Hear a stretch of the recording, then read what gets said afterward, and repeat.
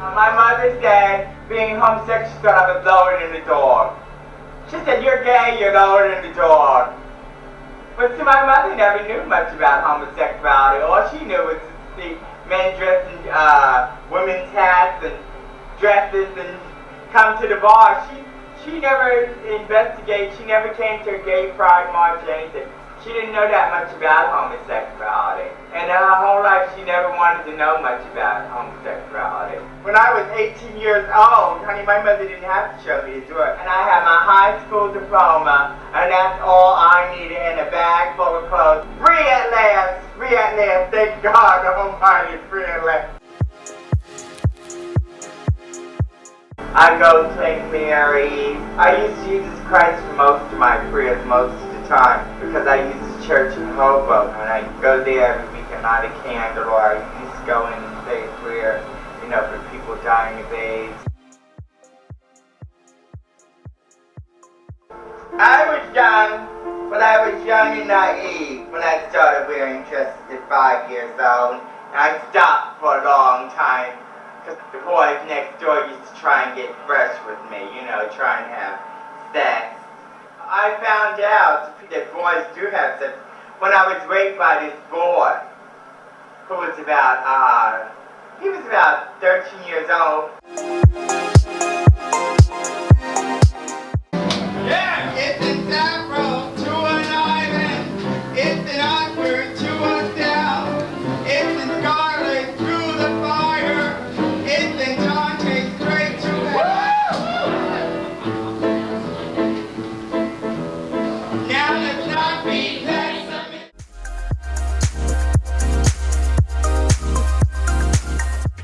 In society, members of the gay community were often subject to violence, harassment, and discrimination.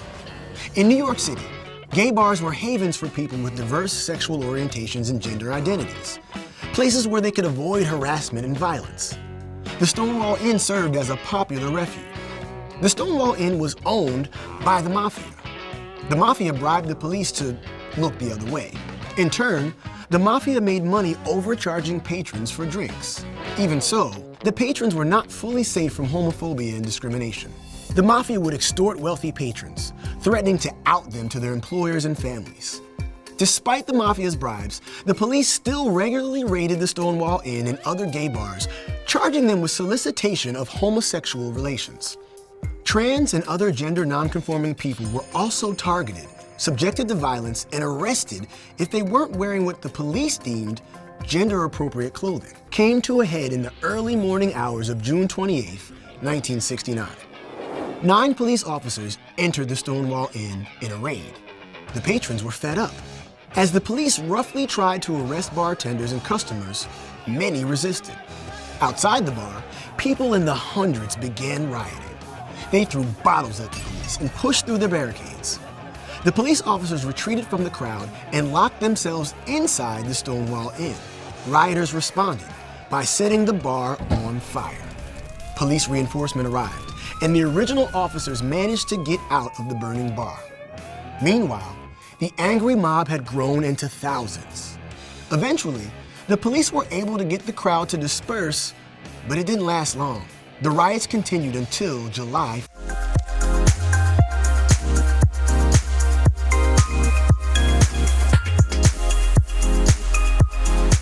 I started the Star House, but I didn't actually start the Star House. Sylvia Rivera started the Star House, and I was just one of the queens that was behind her, like the vice president of the Star. Sylvia Lee Rivera deserves all the credit for Star.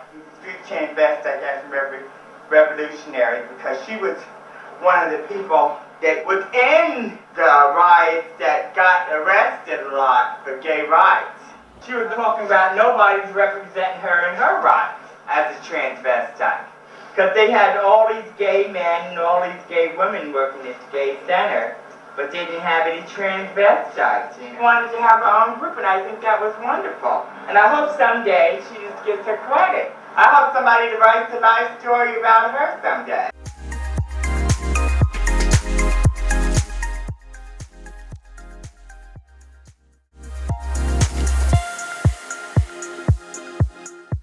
Unfortunately, Marsha P Johnson never got a chance to see any of this. In July of 1992, her body was found floating in the Hudson River here, near the Christopher Street Pier. To me, it was like a shock. I said, who would kill Marsha?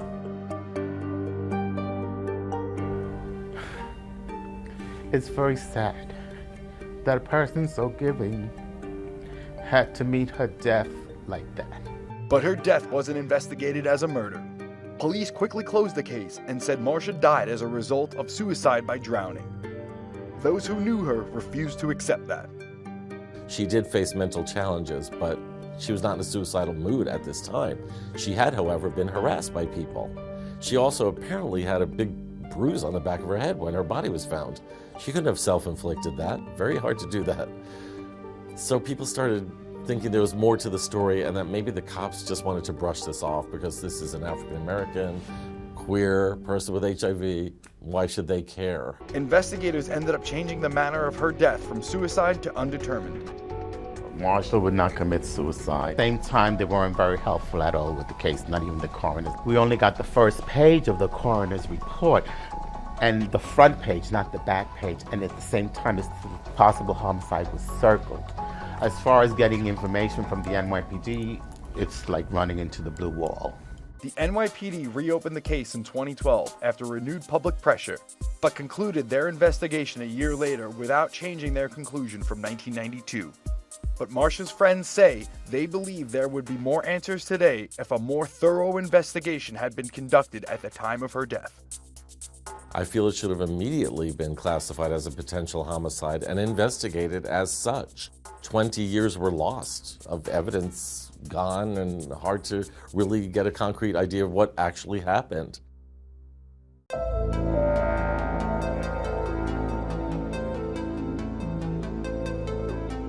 One of the biggest events that Marsha P Johnson missed was in 2016 when the Stonewall Inn became a national landmark.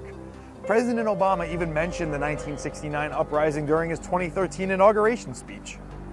We, the people, declare today that the most evident of truths, that all of us are created equal, is the star that guides us still.